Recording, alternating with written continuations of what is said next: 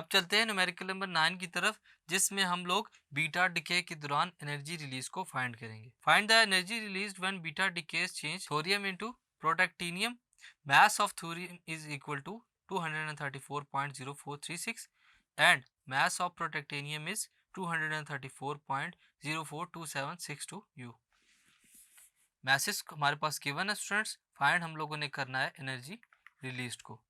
इस रिएक्शन को अगर हम लोग देखें तो हमारे पास क्या होगा, थोरियम क्या दे रहा है हमें, प्रोटैक्टिनियम 234, इसके साथ साथ नेगेटिव बीटा पार्टिकल, इसके साथ एंटी न्यूट्रिनो और कुछ अमाउंट ऑफ एनर्जी।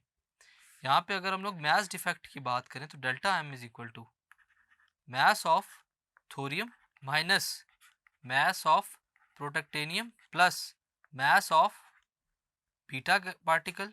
फर्दर अगर हम लोग मास इफेक्ट को फाइंड करना चाहते हैं तो इन मैसेज की वैल्यू को पुट करेंगे। मास ऑफ थोरियम कितना है, 234.0436 U minus 234.042762 U plus 0.00055 U।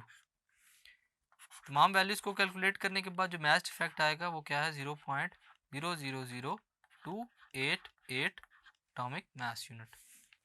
Energy के लिए हम लोग जो फार्मूला यूज़ करते हैं, Q is equal to delta M multiply by 931 mega electron volt.